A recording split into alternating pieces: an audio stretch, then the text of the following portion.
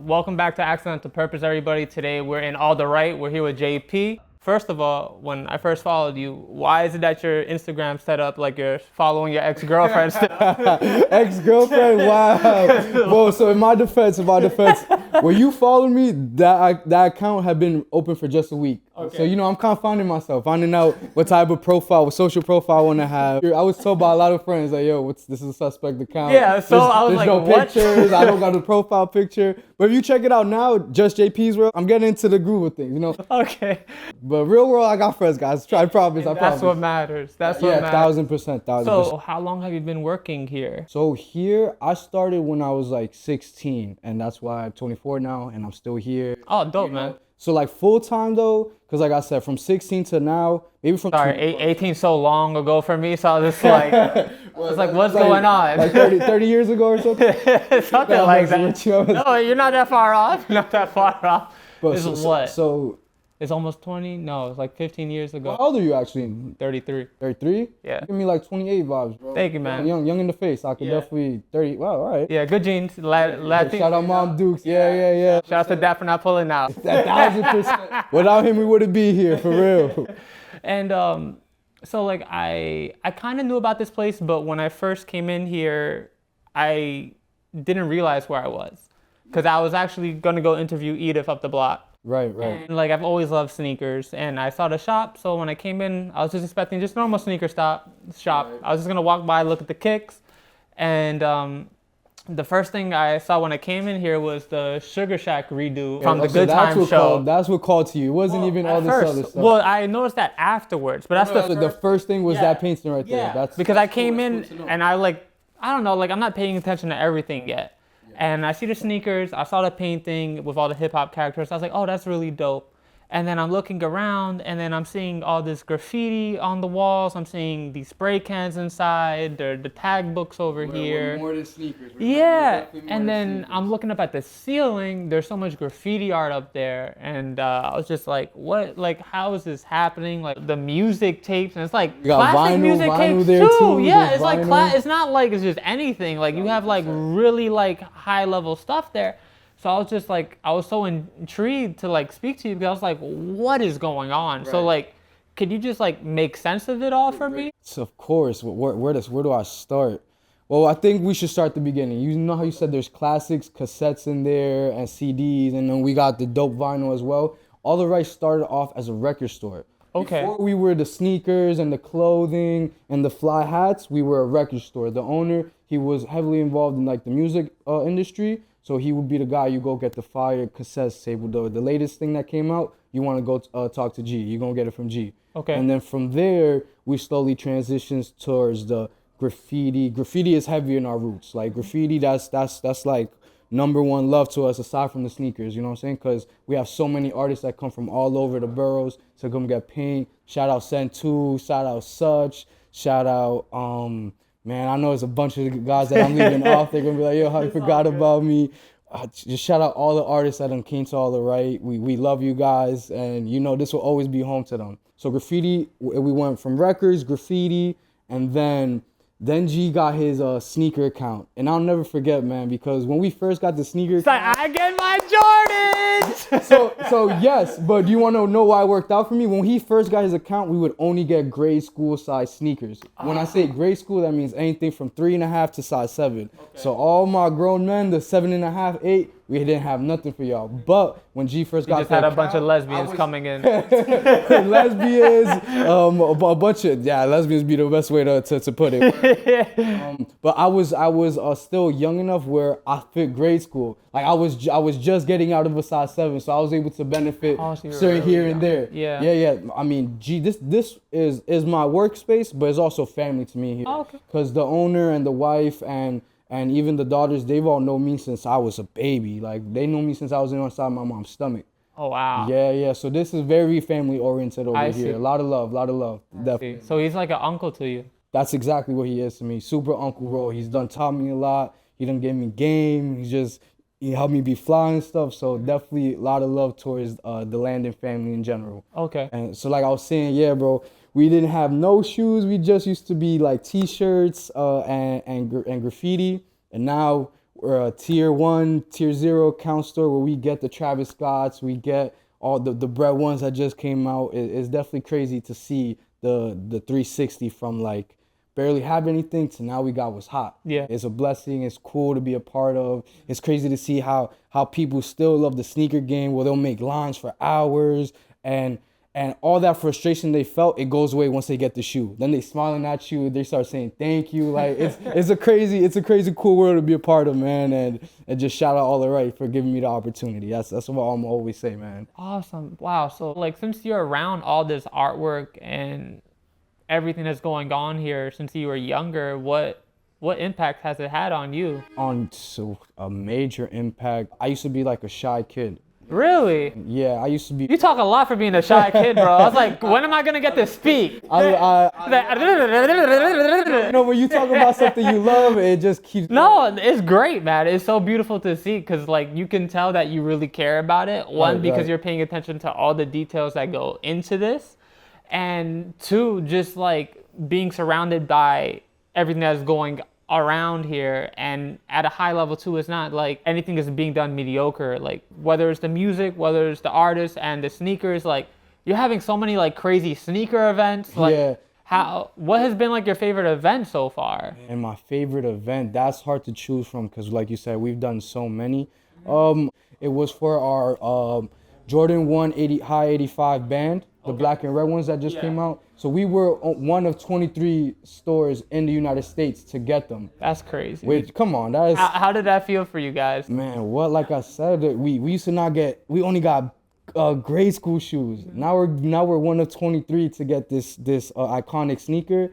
It's so cool to see. It's like being ugly in high school and then you grow into yourself. You get that glow up. You get now the girls. I'm not shy no more. Not at all. We here. But what was cool about the event was that we had people from all over come through. The fact that the people was able to get the shoe and how happy they were to get it, it's just dope to see, man. It was super cool. We had a DJ. We had the bodega right behind us, pimped out, looking like a locker room with all the Jordans. It was just so cool, man. So when you're not in here, because I feel like you spend a lot of time connected to the brand, what is that you like to do? I like being with my family. I love being with my friends. If it's like we go catch a movie or we go get something to eat. I would say the gym, but that's a lie. I haven't gone in a while.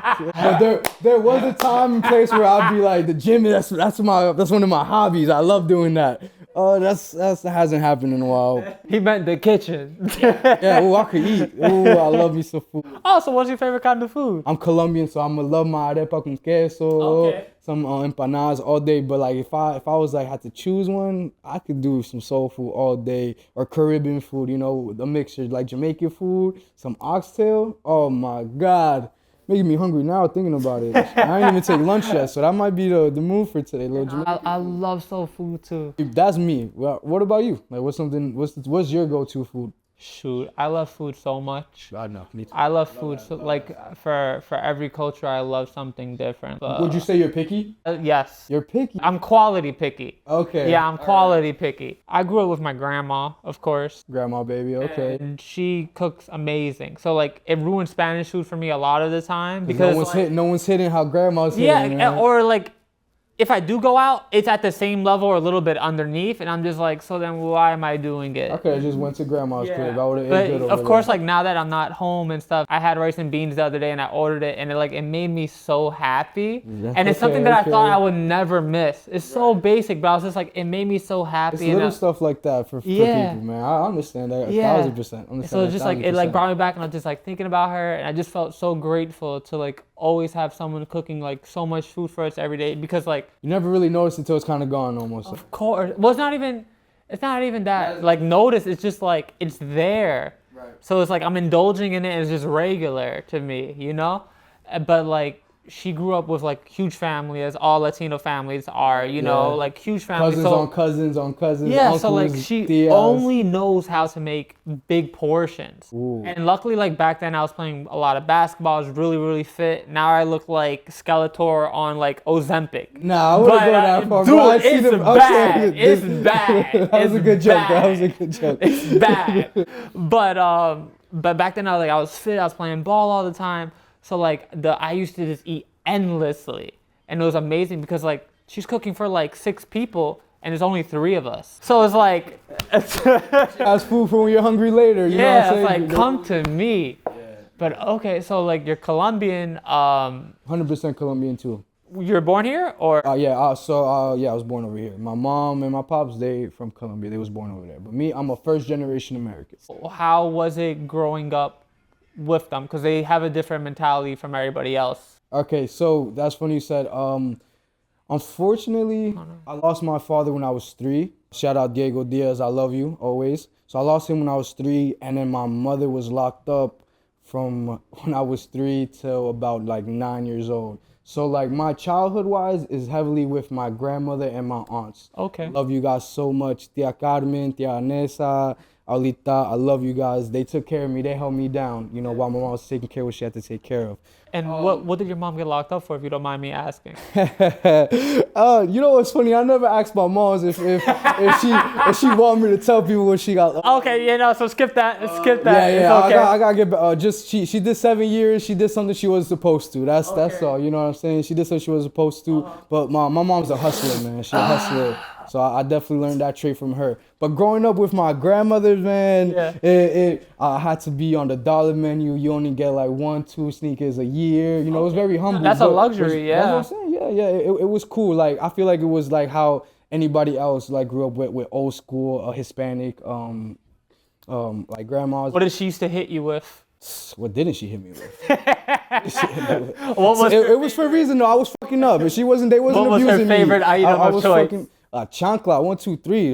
Yeah, I got hit with a couple belts. I'm not gonna lie, they never like, cause I've heard stories of people talking about they got hit with like a tree stick or like just it was just your belt, the chancleta, shit. My mom, maybe the back of a hand if it was outside and she had nothing and I was out of line. Yeah, I was not the best. I wouldn't say I was bad. I wasn't the easiest. For sure. Yeah. My mom used to hit me with an aluminum broomstick. Oh, you was a bad boy. Yo, you had mom going through it. She had to find a whole new weapon, man. Dude, it was so bad that it had like dents in it from when she hit me. So like my friends will come over and they're just like, damn! It's like, you gotta relax. You know, I be fucking up. I'm sorry, I still love mom though. No, she's the best, but I deserved it 100%. I did. Especially, and it was hard anytime for it's her because too. we did something that they was just trying to teach us right, make sure we grow up to be respectful. And was abuela with you too, or was it abuela? Just abuela. Okay, because my mom, single parent too. I mean, my grandma was there, but like she had to be the man and she had to be the woman. So it's like, it's very hard for her to like have to like give everything to me because she wants to make sure I had the best life, and she would even like go through struggles to make sure that I had everything, and I didn't even realize that until I was older because she never said anything. Right. She just went through it and made sure I had the best life possible. They stay strong and they keep it to themselves. They don't want to see no weakness from. They don't want to show no weakness. Yeah. So like I always felt love. I always felt like I had the things that I wanted. I wasn't into sneakers until like later on in life. All right. But like she always made sure I had toys. That was one of my things. Like even as a kid, even when like I said, my grandma was always getting me like you could get 1, 2, and then maybe my tia Vanessa she'll get me another 2. I always was just infatuated with sneakers. Really? Like, from like even so like cool. From like elementary school? From when I could only get 2. Like I'm watching sneakers that I can't get. I'm like, damn, like I know I could do something. Like I said. How old was this? Shit. Like elementary school or? Yeah, elementary school. Yeah. Okay. That's what I'm saying. I was always infatuated with fashion in a way because I felt like it's a cool. Like I said, I was a shy kid. Yeah. So like I felt like if I put on a cool enough outfit, that would like help speak for me in a sense. You know what I'm saying? Yeah. So I always had that thing for sneakers. Awesome. Fast forward now, I could get whatever I want. Or maybe there's stuff that I was told no to that now because they came out again, I was able to get them and stuff. Yeah. But I've always just been infatuated with the thought of sneakers, the thought of fashion, of putting like colors together. Okay. That's cool to me. I love all that stuff. So like when I was little, I just cared about like animals. Okay. So like my clothing, I just wanted to have like a cool animal that I liked on it. Right. And I remember my mom brought me to Foot Locker and she showed me a pair of Jordans and she was like, oh, would you want these? And I was like, oh, they're okay. And then the dude was like, And she was like, but like a really famous basketball player plays in these. And I I was like, who? I was like, do we know him? And she was like, no. And then the dude started laughing. I was like, so why do I care? And I was like, I want the Pumas. I was like, they have a Puma on it. I think that's cool. And then the guy was just like, wow, all right. Yeah, I was like, okay. But like, it's so interesting. Later on, like I loved to death, and same thing. Like I felt like it was a form of expression. Helped me with girls, of course. Yeah, that's the number one leader for guys. If you got some right? fly shoes, a lot of people might just come up to you and just say, "Yo, I like those." Yeah, that'll be the icebreaker. You know what I'm saying? Yeah. Oh, you're a kid for sure. 1000%. So like that was my experience with it, and then it took a little bit for me to catch on. So like for me, it's really cool that you recognize that at such a young age, and that I don't know, it was something that really was just care cool, about. like cool to me. I didn't really care about nothing like I like sports. I like going out to play with my friends and stuff, but I always just was like infatuated with like some form of art, you know what I'm saying? Like in the 3rd grade, I got selected out of all the 3rd graders to do a painting inside the school walls.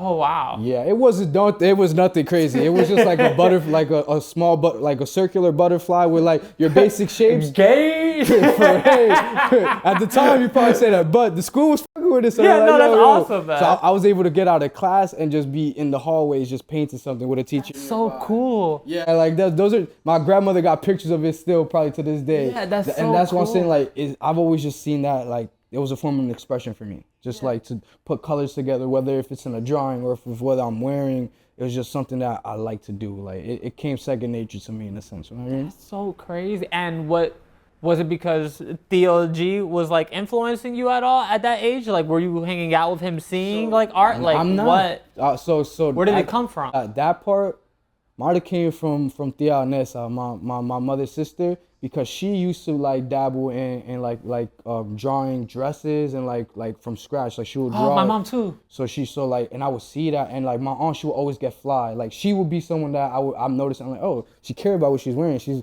making sure like the black could go with that brown in a way, or like I'll see what she's doing. I'm like, okay.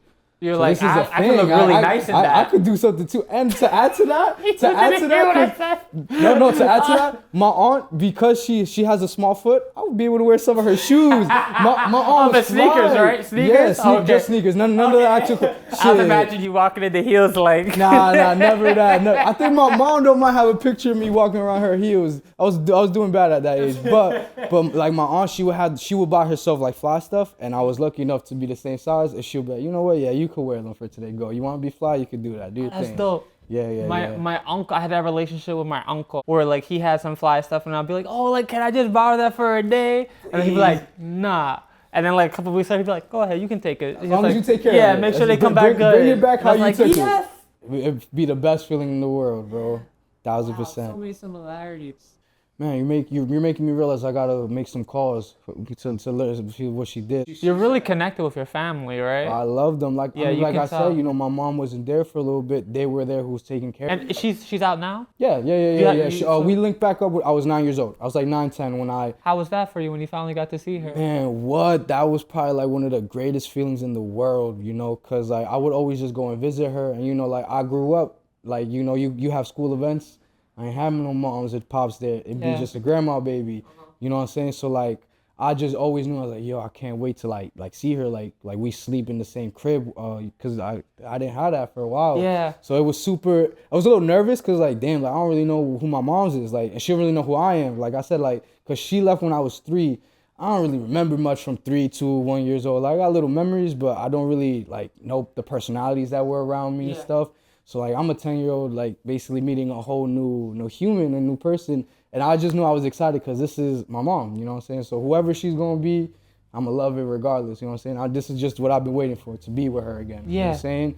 Do you remember like the first thing you got to do with her? Yeah.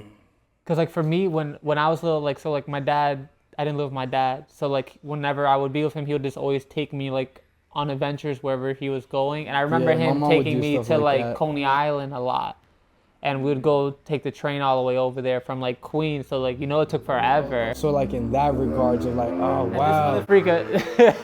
My dad, like he was a real big playboy until he settled down real bad. Okay. I don't know if I'm gonna say it, I'll take it out if you want me to, Dad, but it was so bad that I ended up talking to a girl that he messed with her mom. Oh, keep it in the family. You know how many people you have to talk to for me to meet somebody randomly and be like, I have to tell you something, he was but in the like, field. dude. That's funny. Dude, so like when he would take me to Coney Island, I was good at baseball at that time. I hated it to death, but I was good at it. And he'll be like, yo, Rem, he was like, make sure you hit the ball right there so like the sand splashes on them, but don't hit them, but close enough. I was like, I got it, don't worry. So you got some tricks and tips hidden from Dad. I'm out the game. I'm out the game. Okay, I know you're spinning some right now. I got a baby. I got my lovely girl. That was in the past. All right, That's in the past. Shout out the family, man. Yeah, shout out to the family. Back then, I would say from like high school to 18, then I took a hiatus, and then from like 21, I was like off and off of a bunch of girls. Yeah, I mean, 21 is that's the prime age. I always wanted to settle down though. Yeah, because like I came from a broken home. Right. So it's like the only thing I wanted was to have like family. So like I always craved to have like that love. And it took so many heartbreaks for me to understand like how to be. Because in the beginning, how to love correctly in a way. Yeah, because in the beginning I would treat every girl like she's my wife, and then that's the quickest way to get fucked over. Like, cause most like it's not gonna work out usually at a young age. Like if you have a girlfriend at 15 or 17 or something like that, she's not gonna stay with you forever. Most of the time. Very rare. It's very rare. Especially in New York. 100%. Especially in New York. Other places maybe. Any of these boroughs, you're not going. So like it took a lot for me to like learn to like chill out and just to treat the person for the stage that it's in, because I always had the mindset, because I was always given so much love. Right. So I was like, I just do the same. Yeah, I was like, just do this, and I would do that, and it would just like, and I was just like, it wouldn't reciprocate. Okay, or not even reciprocate, just like I get fucked over. Oh man. So like, it took a long time to like learn, because I overcompensated too, because like I talked to so many girls and I cheated on so many people. So then when I stopped, I was like, I'm never gonna do that again. Okay. So then I just got fucked over so many times for that, because like I'm overcompensating, talking to people that I shouldn't be talking to. It's okay. For me, it's a learning lesson. Every time it just didn't work out, I just like, okay, what I do wrong here? Okay, next try. Notes from each one. Yeah. So like it took me a long time, but yeah. So your parents, like it's funny because now that I'm a little bit older, like I see like with my mom, like I truly understand what my mom was going through. You know what I'm saying? Like she was really. Because mom had me when she was like 21, 22. Okay. I'm 24, I got no kids. How the fuck did you do that, ma? That was crazy. Yeah. You know what I'm saying? That was my number one goal. I was like, I'm not having a kid until I'm ready. Like, I'm not. And are you ever really ready? So like everyone says like you can never be ready, but there's a point where I feel like there's certain things you can have at least lined up. Yeah, like you can at least be financially stable. You can be with the person that you love. You can be in like this good environment to like how's raise. it going, bro? No, you're good. Yeah, if it's all good, bro. It's all good. You're good. Make a trip. Make a trip. No, it's all good, bro. It's all good. We'd be able to cut it out, bro. So don't even worry. I might just keep it in. It's fine. Whichever works. But all right, JP, pleasure meeting you, brother. No, thank you for coming by. Thank you for having a conversation with me. This guy is amazing, bro. He's cool. Thank you, bro. And thank you all for listening. I really appreciate it. If you liked it, I made you laugh, subscribe, share with your friends, and like, thank you. We'll grow together. And I love y'all, yo. Thank you so much. Have a good one. Yeah, later.